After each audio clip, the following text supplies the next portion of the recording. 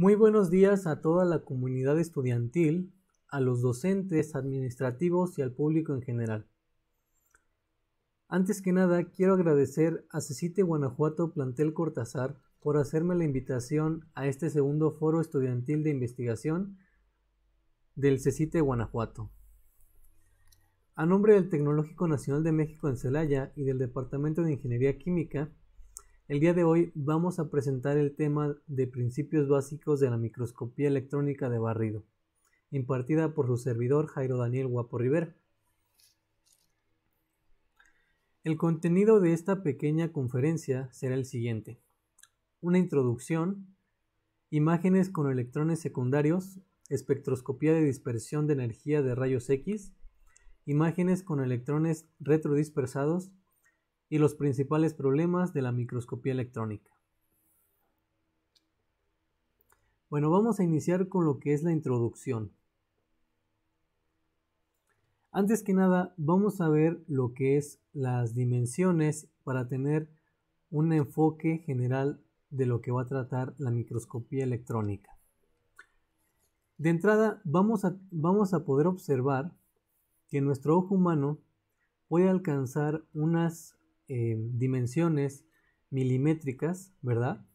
Aquí, para apreciar un poco mejor, tenemos que el ojo humano puede detectar lo que son las hormigas, las avispas, todos estos insectos de tamaño milimétrico, pero conforme avanzamos en la escala, cuando se reduce toda esta gama de dimensiones, será imposible para el ojo humano poder apreciar con detalle algunas partículas, algunos materiales, ¿verdad?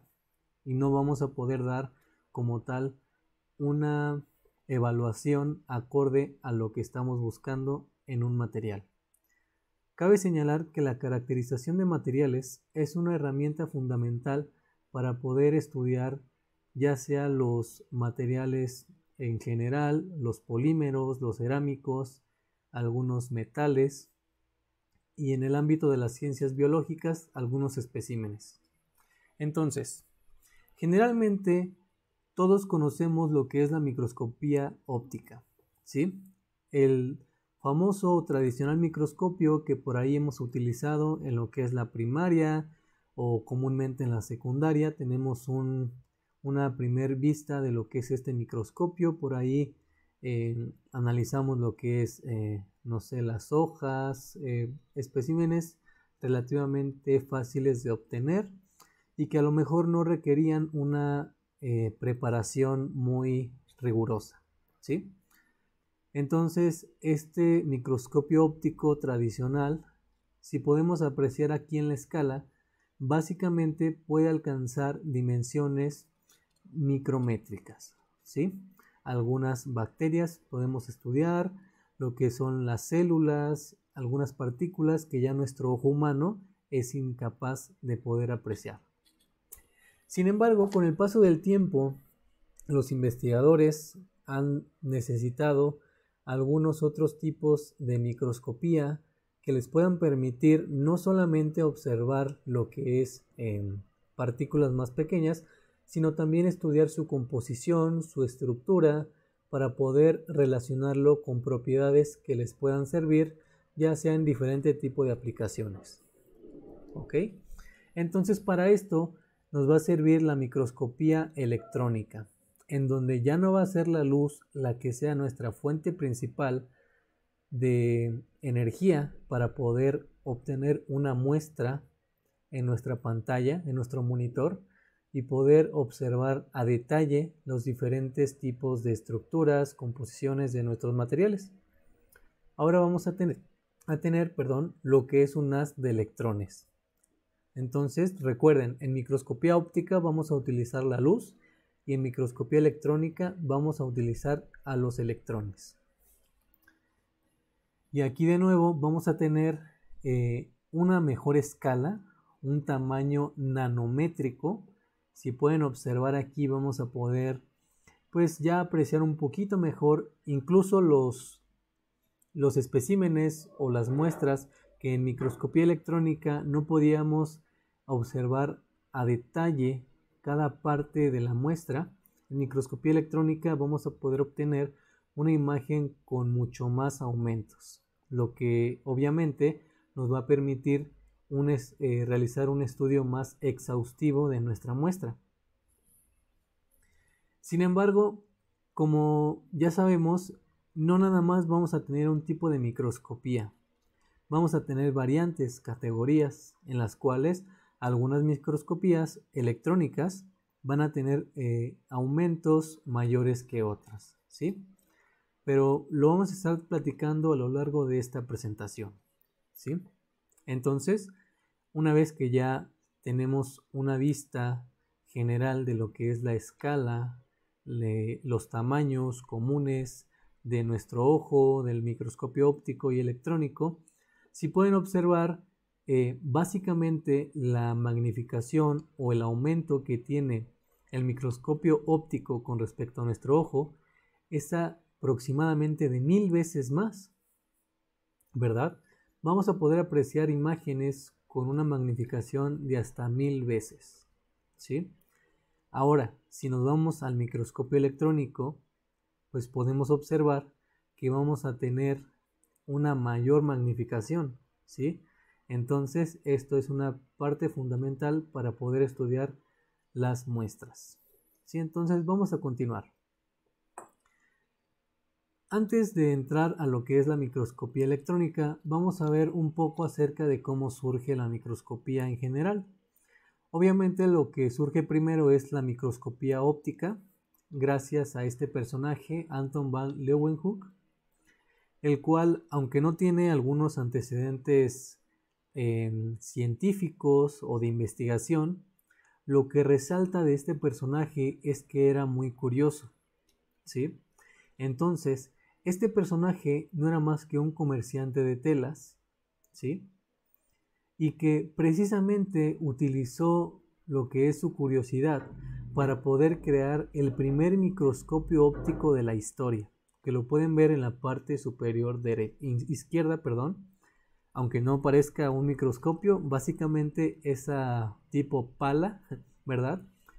Fue el primer microscopio óptico que existió, y gracias a Anton, que fue el pionero en este descubrimiento, pudo observar o descubrir, ¿verdad?, lo que fueron los glóbulos rojos, los espermatozoides, bacterias y algunos ciclos vitales de los insectos. En la parte inferior podemos ver algunas ilustraciones de todos estos experimentos que él estuvo estudiando gracias a la invención de su microscopio óptico, ¿sí? Por ahí podemos ver lo que es el ciclo vital de la hormiga, espermatozoides humanos, bacterias, bacilos, cocos y por último una pulga encima de un alfiler. Entonces, gracias a Anton le debemos lo que es la microscopía en general. Y lo curioso fue que principalmente lo utilizó para lo que es examinar las telas que él compraba y vendía, ¿sí? Entonces recuerden, no se necesita tener una preparación muy, ahora sí que rigurosa, siempre y cuando su curiosidad no la limiten. Y bueno, aquí entramos a lo que es la microscopía óptica, ¿sí? El pilar fundamental de la microscopía, ya que fue la primera que surgió. En este caso, como ya lo mencionamos anteriormente, para este tipo de microscopía lo que vamos a estar utilizando es la luz. Por lo tanto, debemos de entender lo que es el espectro electromagnético, el cual nos va a permitir o nos va a limitar, como lo quieran ver ustedes, la resolución de nuestras imágenes, ¿sí? ¿Cuánto puedo ver yo con el microscopio óptico? Y aquí más o menos para darnos una idea, vamos a tener lo que es la longitud de onda. Imagínense que es una especie de cuerda y aquí abajo de esta cuerda tenemos lo que es el espectro electromagnético, los colores típicos del arco iris. Entonces vamos a comenzar desde un tamaño de 30 nanómetros, que son las ondas de radio, ¿verdad? Enseguida las ondas de microondas, el infrarrojo, y por ahí vamos a tener una parte en el espectro que corresponde a la luz visible, que básicamente va desde los 700 nanómetros, que es la parte cercana al infrarrojo. Empezamos con un color rojo y vamos a pasar a lo que es la parte próxima a lo que es el ultravioleta, ¿sí? Que finaliza en la luz visible a los 400 nanómetros, ¿sí? Posteriormente tenemos la luz ultravioleta, los rayos X, rayos gamma y así sucesivamente vamos a tener el espectro electromagnético, ¿sí? Del lado izquierdo tenemos un esquema típico de lo que fue o de lo que es el microscopio óptico. Como ya he mencionado, es el microscopio tradicional de los laboratorios de química general, el cual ustedes, a lo mejor por ahí algunos estudiantes que tuvieron la ventaja de entrar al laboratorio, ¿verdad? Antes de que pasara todo esto de la pandemia, pues a lo mejor lo pudieron estar utilizando, ya saben más o menos su funcionamiento, saben qué tipo de muestras pueden utilizar. Obviamente las muestras, dependiendo de la muestra a analizar, es la preparación que se le debe de dar, ya que recuerden que no podemos simplemente poner ahí una muestra y listo, observar lo que nos dé el ocular. No, cada muestra va a tener una determinada preparación, ¿sí? Entonces aquí nada más les presento lo que es un esquema o un arreglo típico del microscopio óptico. Y aquí hablamos un poco acerca del espectro electromagnético. Vamos a continuar. Ahora, antes de entrar ahora sí con lo que es el microscopio electrónico de barrido, que es el que nos va a hacer nuestro tema de interés en esta conferencia, vamos a delimitar algunos rangos en lo que es la amplificación o la magnificación de nuestras imágenes que vamos a obtener a través de la interacción de los electrones. Para esto vamos a hacer una pequeña barra de diferentes tipos de microscopía o de microscopios, mejor dicho. Vamos a comenzar con lo que es el microscopio óptico, sí, el tradicional, el que todos conocemos, el que todos hemos visto. Básicamente aquí la resolución obviamente sí nos va a ayudar demasiado, a lo mejor en muestras que no queremos saber una composición, ¿verdad? Simplemente vamos a hacer un análisis sencillo, un análisis simple, entonces vamos a utilizar el microscopio óptico.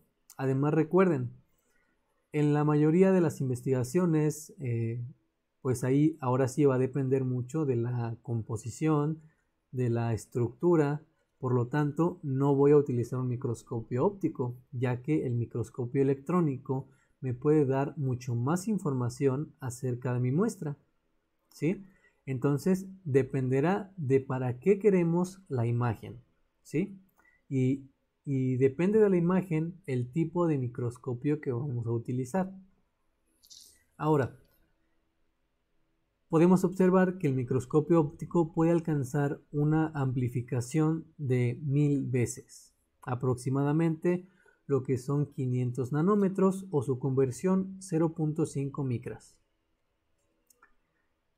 Enseguida tenemos al microscopio electrónico de barrido. Como pueden observar, es el microscopio que abarca una gran variedad de amplificaciones. Como lo dije antes, podemos observar también diferentes muestras que se pueden observar por microscopía óptica, pero el microscopio electrónico de barrido nos va a permitir una amplificación de hasta 100.000 veces, ¿sí? Menor a 10 nanómetros, pero una amplificación que supera por mucho al microscopio óptico. Ahora un dato muy interesante es que el microscopio electrónico de barrido es el microscopio más utilizado o más común, ya sea en el área de la investigación, ¿verdad? Ya que pues este microscopio nos permite obtener ciertas señales que nos pueden dar tanto composición, topografía, algunos elementos que están presentes en nuestra muestra para la caracterización de materiales.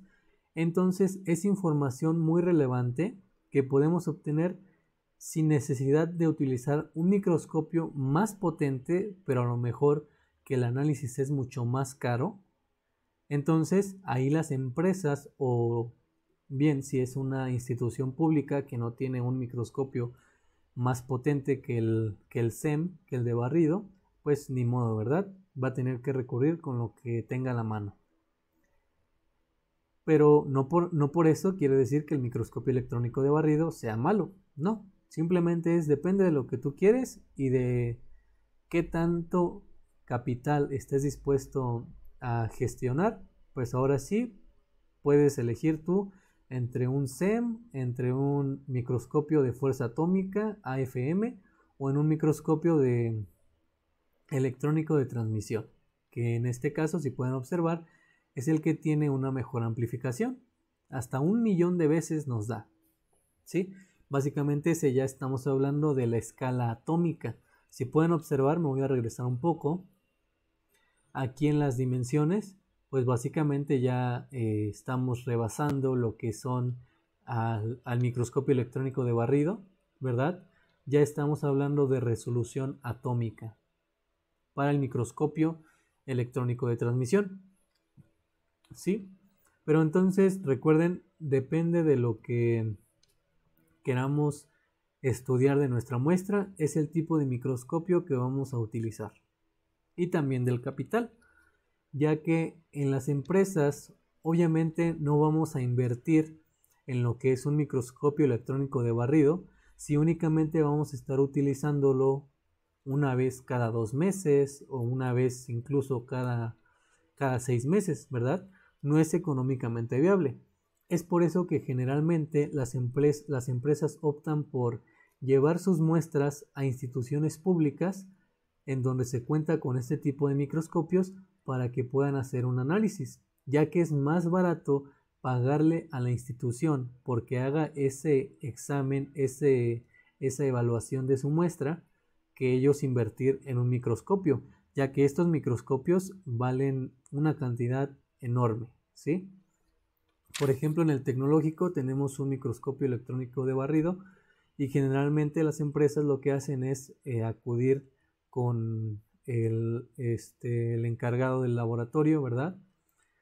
Para poder realizar este tipo de pruebas, ¿sí? Entonces, vamos a continuar. Ahora sí, la microscopía electrónica de barrido, por sus siglas en inglés SEM, por si por ahí en la literatura encuentran, vamos a tener lo que es, como ya les había mencionado, que es el tipo de microscopio electrónico más utilizado. Esto porque abarca una gran gama de amplificaciones y nos puede servir para analizar tanto a la muestra y que nos dé información composicional o bien topográfica. Además, ¿por qué recibe el nombre de barrido? Bueno, ahorita lo vamos a ver con un microscopio simulado, pero básicamente imagínense que estamos viendo por ahí en las películas cuando hacemos un escaneo que vemos ahí en los ojos, ¿no? Es un haz, ¿verdad?, que está registrando todo su ojo del usuario para poder determinar si es o no el propietario y darle acceso, ¿sí? Podemos ver que ese haz de luz básicamente recorre todo el ojo, ¿verdad? ¿Por qué? Porque está recabando información necesaria de todo lo que es la parte del ojo para determinar si pertenece o no al propietario. Entonces, básicamente pasa algo similar en lo que es la microscopía electrónica de barrido. El haz de electrones, que va a ser la sonda, va a estar escaneando diferentes puntos de la muestra y obviamente al estar escaneando va a estar interactuando los electrones de la sonda con los electrones de los átomos de la muestra. Estas interacciones van a causar dispersiones de electrones secundarios, retrodispersados, rayos X y otra cantidad de señales que podemos obtener. Más adelante las vamos a nombrar, ¿sí? Entonces, estas señales van a ser tomadas por lo que es nuestro detector. En el detector, una vez que ya toma lo que son las señales causadas por estas interacciones entre el haz incidente, el haz de la sonda, que viene de un cañón de electrones que está en la parte superior, ahorita lo vamos a ver. Básicamente, ahora sí, una vez que llegan al detector, pasan a lo que es un amplificador, porque aunque estas señales ya están en el detector, son pequeñas y van a tener que ser amplificadas para poder ser llevadas a nuestro monitor y que el usuario, nosotros, podamos recibir la imagen reconstruida de nuestra muestra, ¿sí? Es por eso que recibe el nombre de barrido, ya que es un escaneo de la superficie de nuestra muestra. Ahora bien, como ya sabemos, cuenta con una alta resolución, ¿sí? Ya que supera por 1000 veces a lo que es el microscopio óptico, al tradicional. Y también vamos a tener una alta profundidad de campo. Ahora, muy importante aquí, hay que tener en cuenta lo que es el concepto de profundidad de campo. A grandes rasgos, la profundidad de campo no es más que la cantidad de detalles que el microscopio electrónico me permite observar de nuestra muestra. Sin embargo, aquí quiero dejar muy claro un punto. No podemos tener una alta resolución y una alta profundidad de campo. ¿Por qué?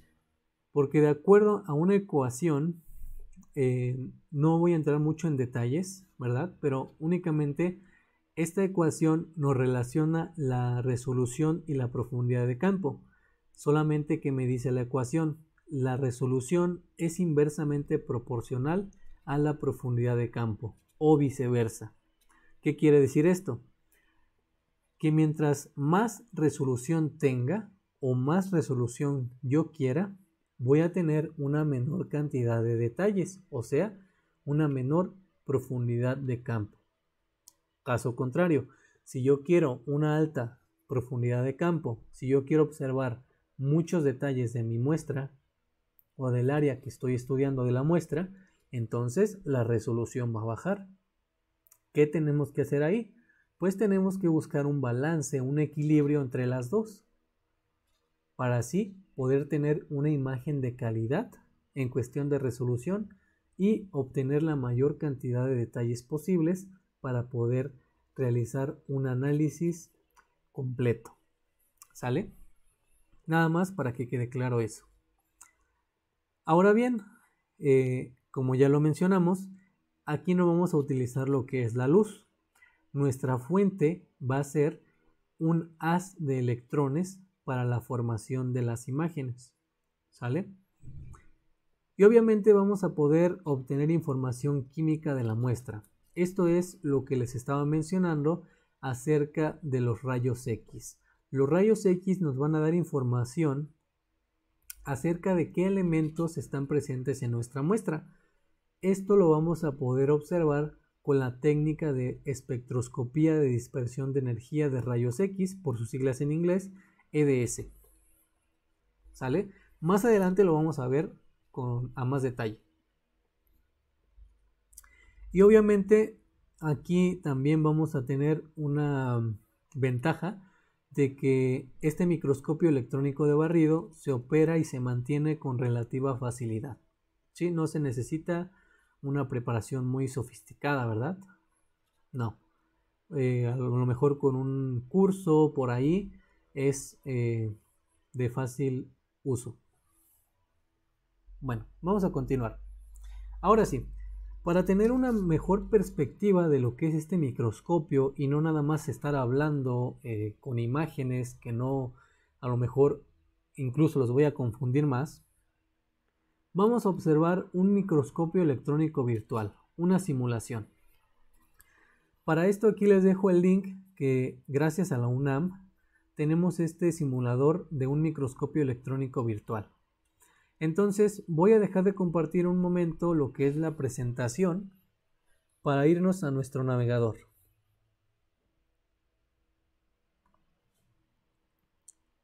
Entonces, una vez que ustedes están en su navegador, ponen aquí el enlace, ¿verdad? O simplemente buscan microscopio electrónico virtual UNAM y les va a salir el primer enlace, ¿sale? Obviamente, por lo pesado que es esta simulación, va a tardar la página en cargar, a lo mejor alrededor de unos 3 a 5 minutos, también dependiendo de la rapidez del internet, ¿verdad? Entonces, vamos a quitar también un poquito la cámara para que puedan observar. Entonces, para que tengan un poquito de paciencia si quieren entrar aquí al microscopio. Entonces, aquí en la primera parte de lo que es el microscopio electrónico virtual, tenemos una visión general. Aquí podemos observar lo que es el microscopio electrónico. Esta básicamente es una columna, ahorita la vamos a ver por dentro, en donde vamos a tener todo lo que pasa con nuestro haz de electrones, desde el punto en el que sale del cañón hasta su interacción con la muestra. Aquí podemos ver en los lados izquierdo y derecho lo que son unos detectores, ¿sí? Y obviamente vamos a tener nuestro monitor en donde vamos a recibir la imagen del espécimen. Ahora, vamos a continuar. Listo.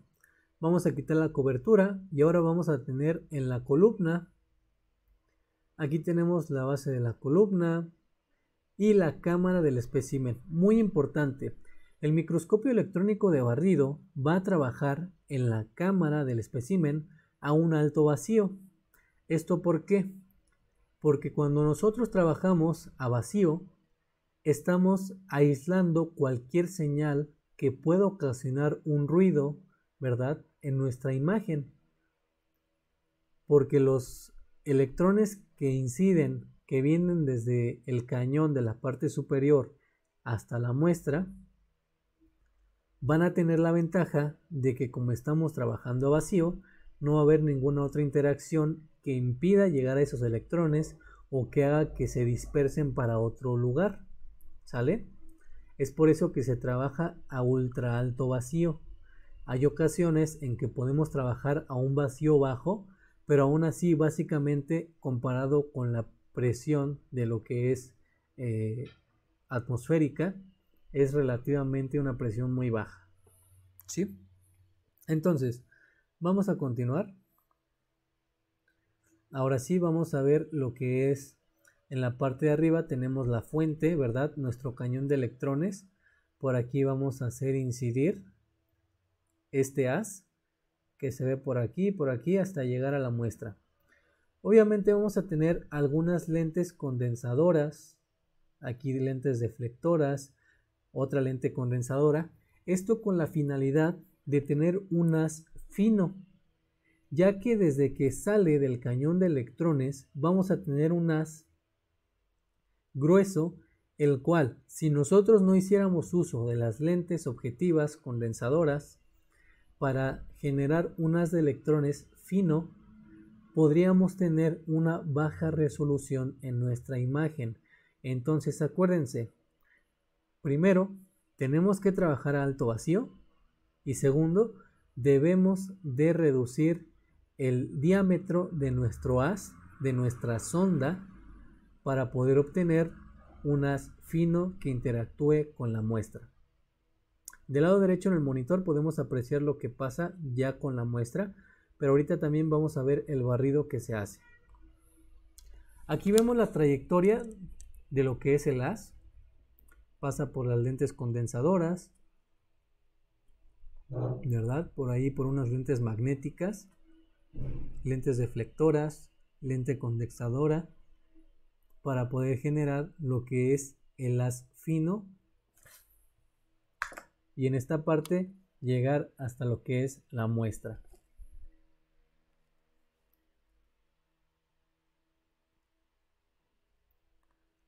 Ahora bien, En las lentes magnéticas, pues básicamente también tiene que ver con la trayectoria de este haz.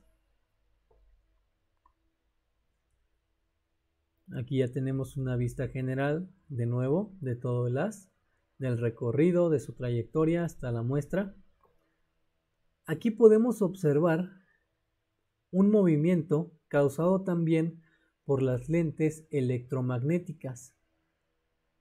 Este movimiento nos va a permitir que la muestra esté estática y la sonda, el haz de electrones incidente, pueda generar un barrido o un escaneo típico de este microscopio para poder obtener las diferentes interacciones que son las señales.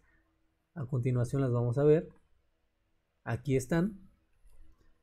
Estas señales, en este caso, únicamente nos muestra el simulador lo que es la señal de los electrones retrodispersados, por sus siglas BSE.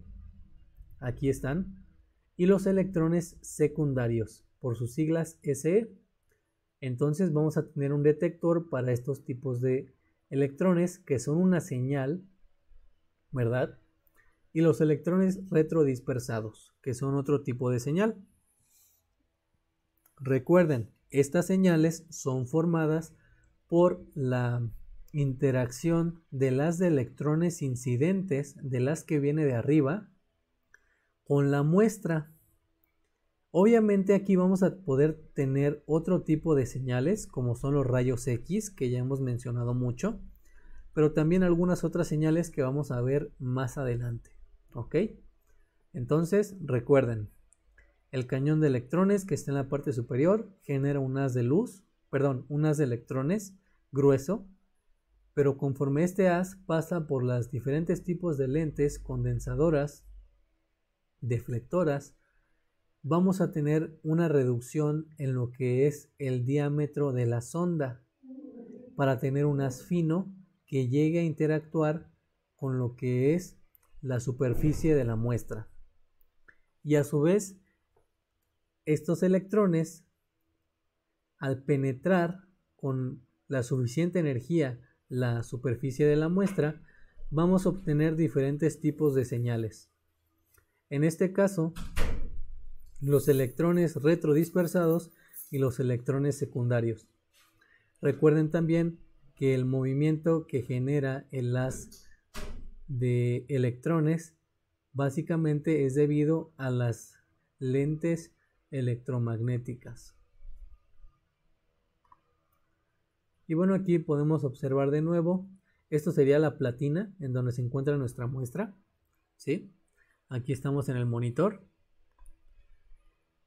Una vista desde la apertura y de nuevo nos regresamos a la vista general, ¿sí? Entonces, si se fijan, este simulador nos permite conocer cómo es el comportamiento del haz desde que sale del cañón hasta que interactúa con la muestra.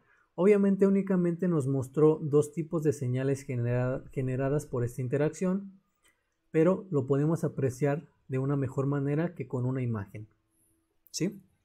Ahora, una cosa muy importante es que el haz va a depender del voltaje que nosotros apliquemos. Más adelante vamos a ver cuál es el rango de voltajes que se aplica para el SEM, que es de 0.5 kilovolts hasta 30 kilovolts. Vamos a tener que seleccionar un voltaje, un determinado voltaje, para poder tener un haz de electrones constante, ¿sí? No queremos que nuestro haz por ahí tenga una energía muy grande, ¿verdad? Porque incluso puede dañar la composición de la muestra y no queremos eso. El objetivo principal es que nuestra muestra no se vea comprometida por el análisis del microscopio electrónico. Entonces debemos de cuidar mucho estas variables de operación, lo que es la intensidad, ¿verdad?, del haz, el voltaje necesario que debemos de por ahí poner en nuestro microscopio para que nuestro haz sea constante, sea un haz estable y no dañe nuestra muestra, ¿sí? Bueno, Una vez que ya vimos todo este pequeño simulador, y de nuevo, muchas gracias a la UNAM que hace este tipo de material didáctico, vamos a regresar a lo que es nuestra presentación. Voy a dejar de compartir esa parte.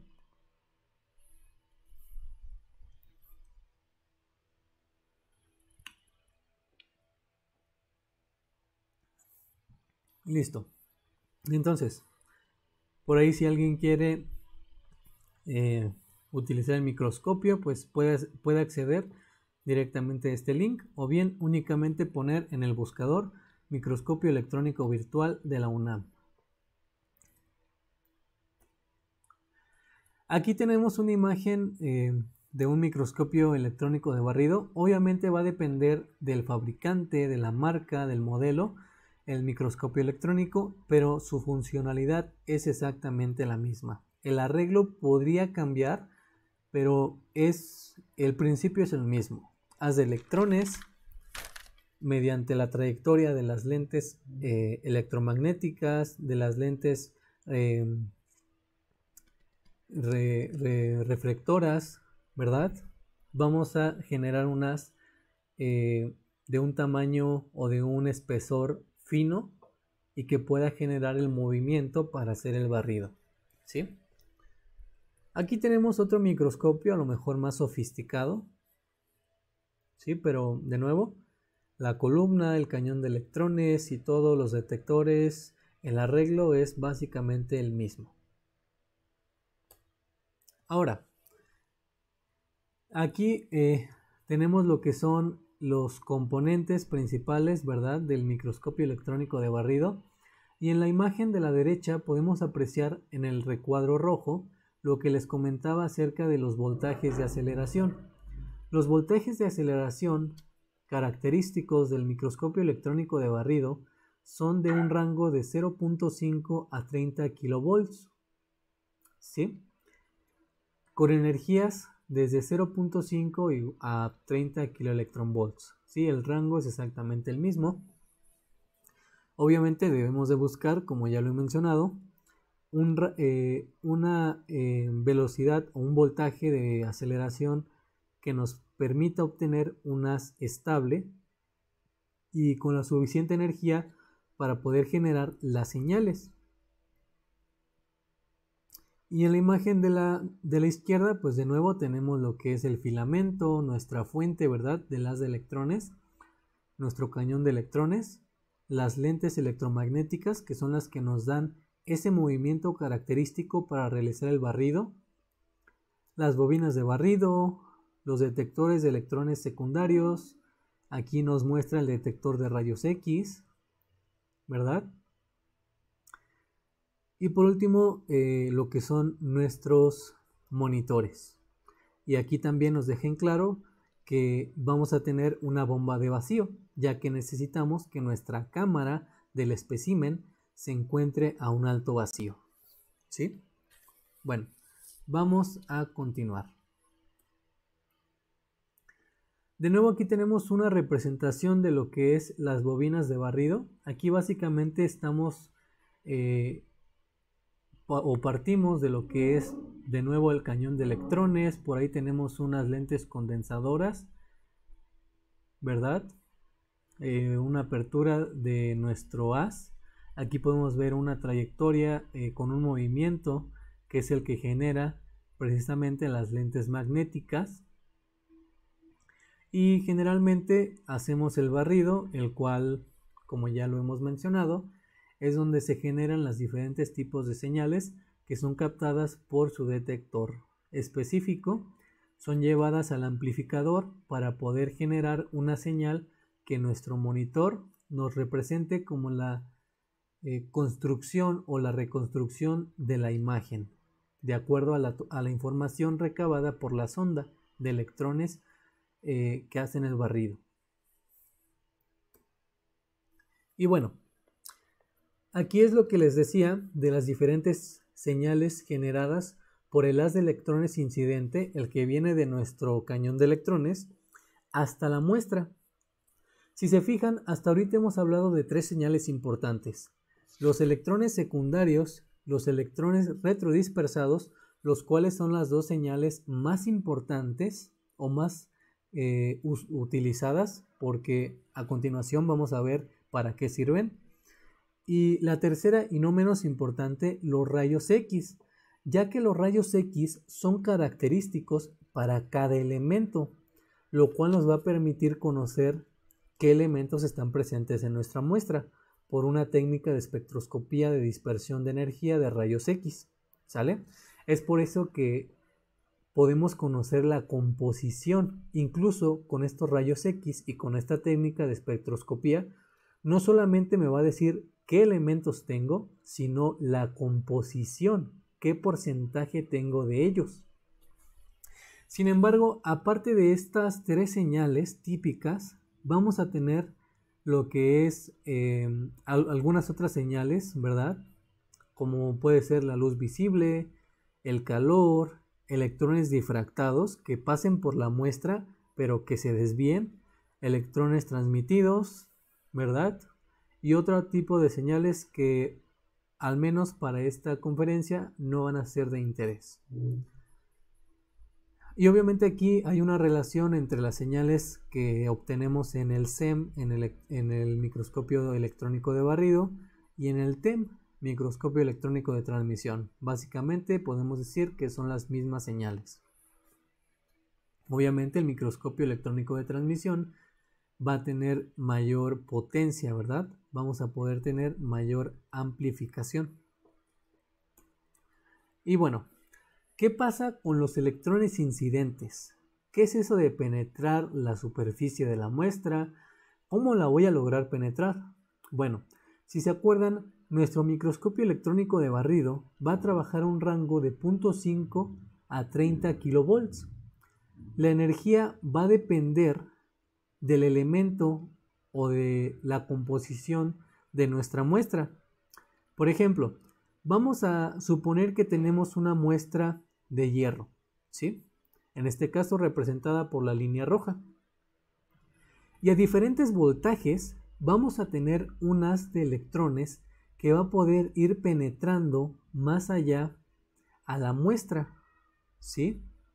Por ejemplo, empezamos con una velocidad de aceleración de 0.5, la cual básicamente solo atraviesa en una escala de Angstroms, o sea, muy pequeño, casi no penetramos a la muestra. Conforme vamos aumentando el voltaje de aceleración a 1 kilovolt, a 5 kilovolts, hasta 30 kilovolts, observamos que la penetración es mayor, ¿sí? Vamos a poder llegar a una profundidad mayor con una mayor energía, obviamente. Pero como ya les dije, va a depender de la muestra, del tipo de muestra que estemos analizando. No es lo mismo analizar una muestra de hierro a una muestra biológica, porque si aplicamos una alta energía a una muestra biológica y además si no le damos una preparación adecuada y generalmente es una deshidratación a las muestras biológicas, vamos incluso a quemar la muestra. Ahora, no nada más es de que ya quemé mi muestra, la que sigue, no, porque tenemos que tener en cuenta que si yo quemo esa muestra dentro de la cámara de vacío, puedo incluso dañar los detectores.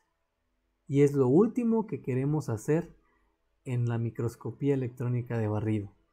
No solamente porque ya no vamos a poder obtener el resultado que queremos, sino porque se trata de accesorios que son muy caros, ¿sí? Entonces mucho cuidado con la velocidad de aceleración aplicada, ¿sí? Aquí nada más. Obviamente esto se puede incluso deducir: entre más energía, más profundidad. Bueno, vamos a continuar.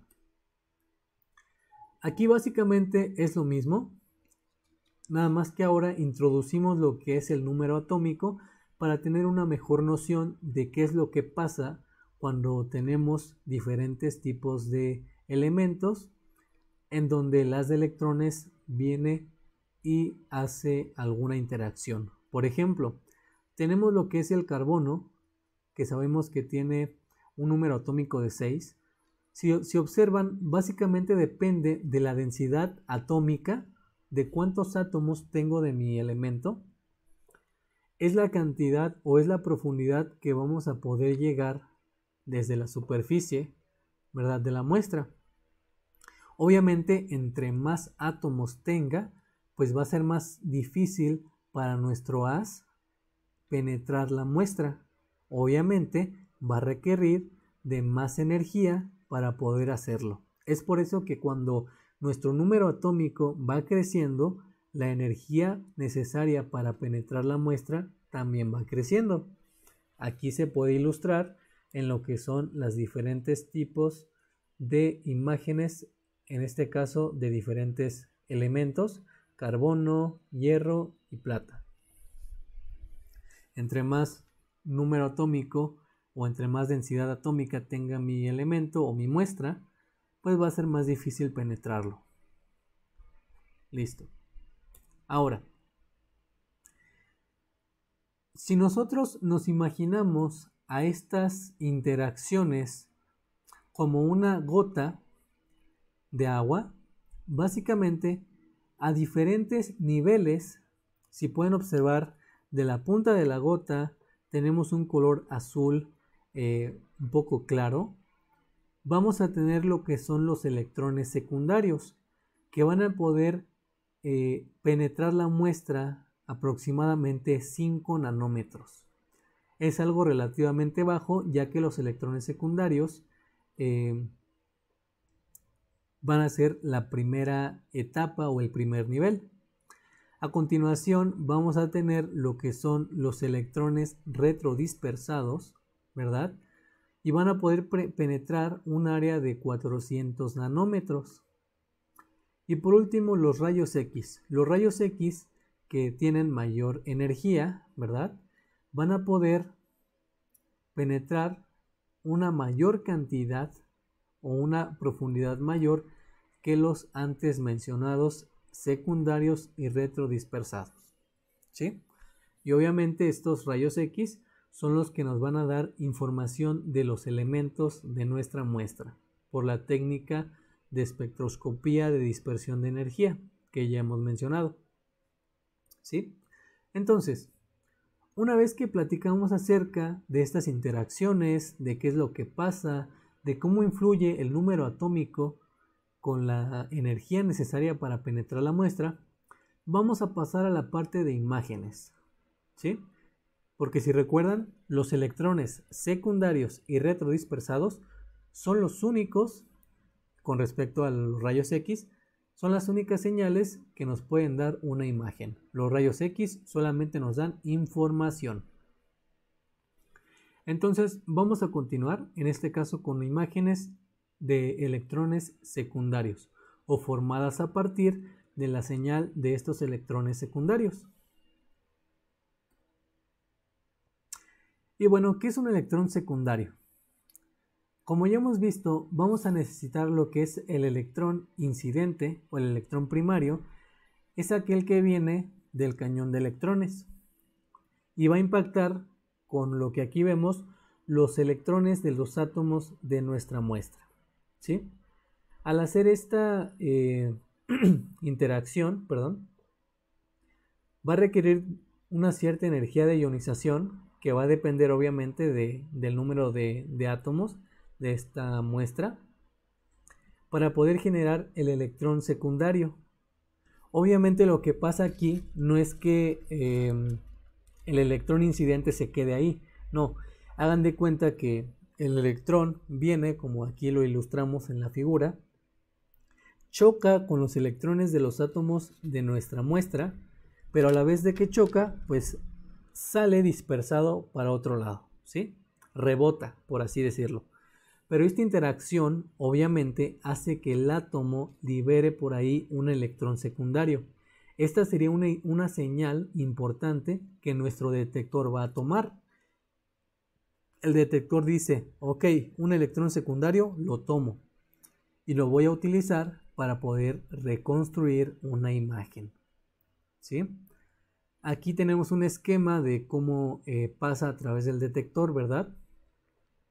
primero va a ser una transición de electrón a lo que es un fotón, pero básicamente vuelve a convertirse en un electrón.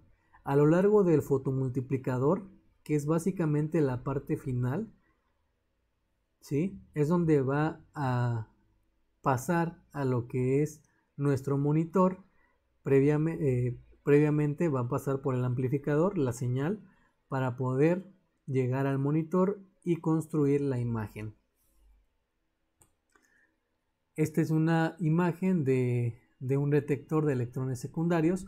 Obviamente el detector de electrones secundarios y de electrones retrodispersados van a estar dentro de la cámara de vacío, ¿sí? Y bueno, aquí tenemos una imagen de una cabeza de una hormiga, ¿verdad? Obviamente la imagen que obtenemos a través del microscopio electrónico de barrido es la imagen que está en escala de grises. Cuando nosotros observamos la imagen que está de color, pues esta imagen ya pasó por algún software, ¿verdad? Que nos genera una coloración en la imagen para poder apreciarla mejor. Ahora, si observan, si nosotros hubiésemos analizado esta hormiga en un microscopio electrónico, no íbamos a poder observar la cantidad de detalles que podemos observar ahorita a una amplificación de 500, que es la imagen de la derecha. Observen esa cantidad de detalles que podemos apreciar en la imagen. Esto obviamente se basa en la profundidad de campo. Recuerden, profundidad de campo, la cantidad de detalles que podemos observar de nuestra imagen, ¿sí? La cual es obviamente miles de veces mayor en el microscopio electrónico de barrido que en microscopía óptica. O sea que ni de chiste yo podría observar tanto detalle como lo apreciamos en estas imágenes en el microscopio óptico, en el tradicional, ¿sí? Por aquí tenemos lo que es una pata de una catarina y de igual manera lo vamos a obtener a escala de grises. La técnica de coloración ya sería un auxiliar para por ahí ver algunos detalles, ¿verdad? Pero observen que básicamente la resolución, la nitidez de la imagen y el contraste son básicamente magníficos, ¿sí? Podemos por ahí tener una noción de lo que es la topografía, ¿verdad? De la superficie. Incluso hay algo muy interesante en la microscopía electrónica de barrido que no sucede en la microscopía óptica. Si ustedes observan esta imagen, parece que tiene una noción de que nos da una imagen en tercera dimensión. Si pueden apreciar, incluso podemos intuir alguna profundidad en los detalles de esta muestra. Sin embargo, obviamente la imagen no es en 3D, pero el microscopio electrónico de barrido, al tener una alta magnificación, una alta profundidad de campo y una alta resolución, va a generar este fenómeno que hace que pareciera que se trata de una imagen en 3D, ¿sí? Eso le da un plus al microscopio electrónico de barrido del microscopio óptico, ¿sale? Aquí tenemos otra imagen, ¿verdad? De estructuras laminares del carbonato de calcio. Y reitero, es lo que estamos mencionando acerca de una perspectiva en 3D. Si pueden observar, básicamente podemos por ahí tener una noción de la topografía, de algunos relieves de la imagen y obviamente la nitidez de esta imagen, ¿sí? Aquí básicamente estamos trabajando a una magnificación de 10.000 veces, una energía de 15 kilovolts, ¿sí? Que sería la media para el microscopio electrónico de barrido, y podemos apreciar sin problema los detalles de esta imagen, ¿sí?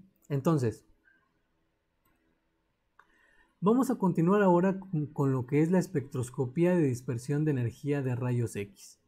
Lo que hemos estado hablando acerca de lo que me va a permitir conocer la composición de los elementos de nuestra muestra. ¿Sí? De nuevo, básicamente es la interacción del electrón incidente con la muestra. Me va a causar una señal. En este caso ya no es un electrón secundario, sino rayos X. Y estos rayos X van a ser específicos para cada elemento. Es por eso que con esta técnica de espectroscopía podemos deducir de qué elemento se trata. Aquí pues nada más la ley de Kramer, que nos basamos en eso para hacer este estudio. Algunas órbitas internas del átomo, ¿verdad? De nuevo, las diferentes energías de ionización para cada elemento pues van a ser características para el silicio, para el platino, etcétera, etcétera, etcétera. Y aquí básicamente vamos a tener dos tipos de análisis. El cualitativo, que nos va a permitir identificar qué elementos están presentes en la muestra, y el cuantitativo, como les decía, no solamente vamos a saber qué elementos están presentes, sino la cantidad, la composición o el porcentaje.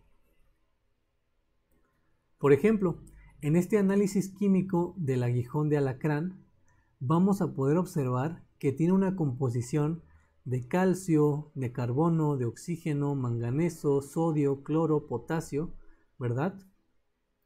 Entonces, ¿por qué?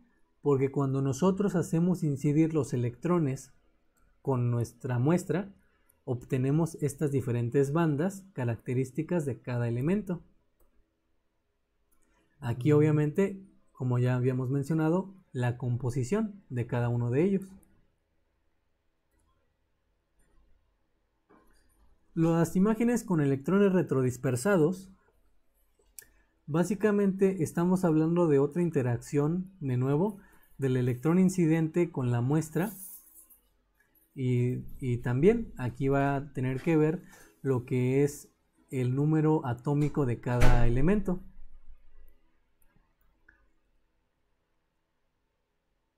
Aquí básicamente es lo mismo, ¿verdad?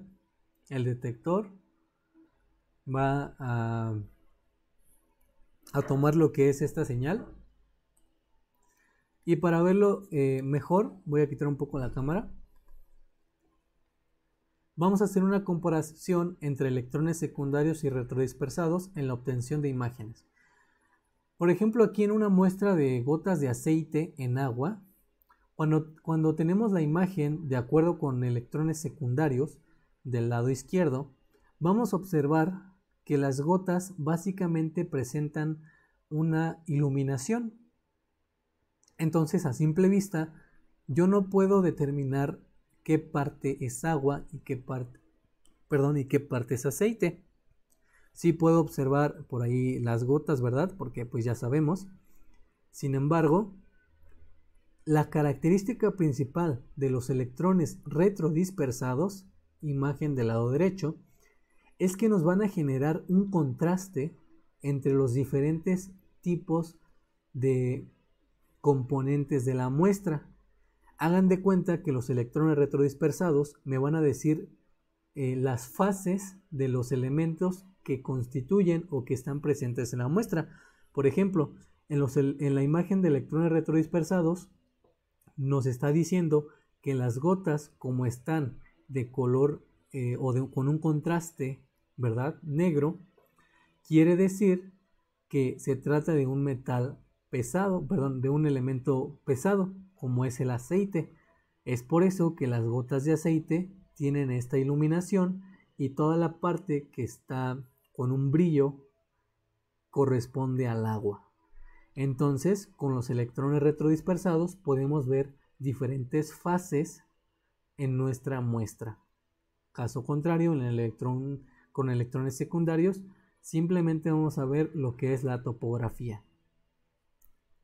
De nuevo aquí, para una aplicación en un análisis criminológico, un impacto de bala con una fibra, con electrones secundarios, pues únicamente vamos a ver por ahí los detalles, ¿verdad? La topografía de nuevo. Sin embargo, con los electrones retrodispersados pasa algo curioso. Si pueden observar, con el aro rojo que estoy señalando, se forma por ahí puntos blancos. Esos puntos blancos generan una corona. Esa corona es característica de una huella de plomo, de un elemento pesado.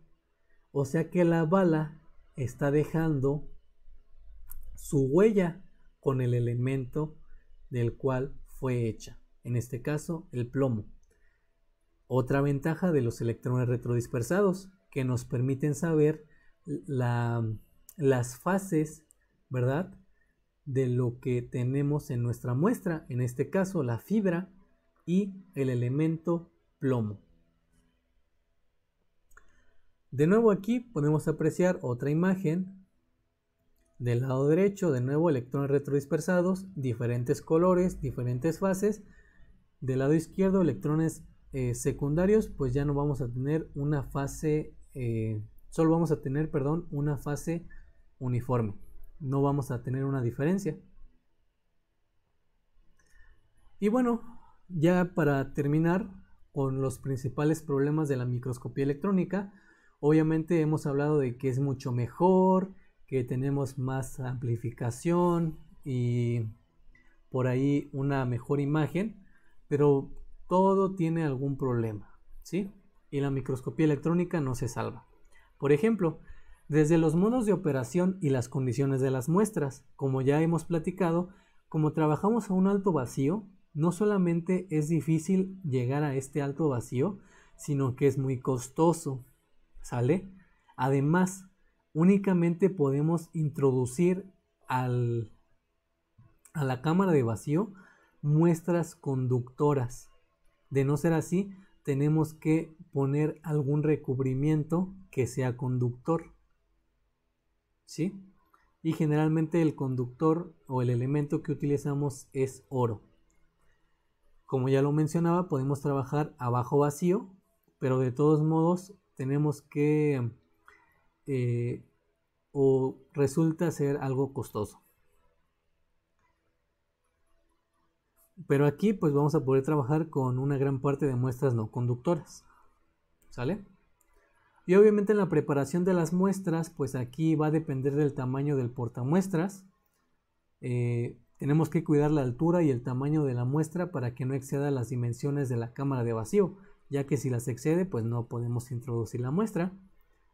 Una cosa muy importante, los contaminantes presentes, ya que generalmente cuando hacemos estas pruebas es recomendable utilizar guantes, ya que la principal fuente de contaminación es la grasa de las manos, ¿sí?, de los dedos, la cual puede ser destruida por el haz de electrones, pero ahora sí que, como algo curioso y gracioso, es que deja una huella de carbono rectangular que se ve en las imágenes.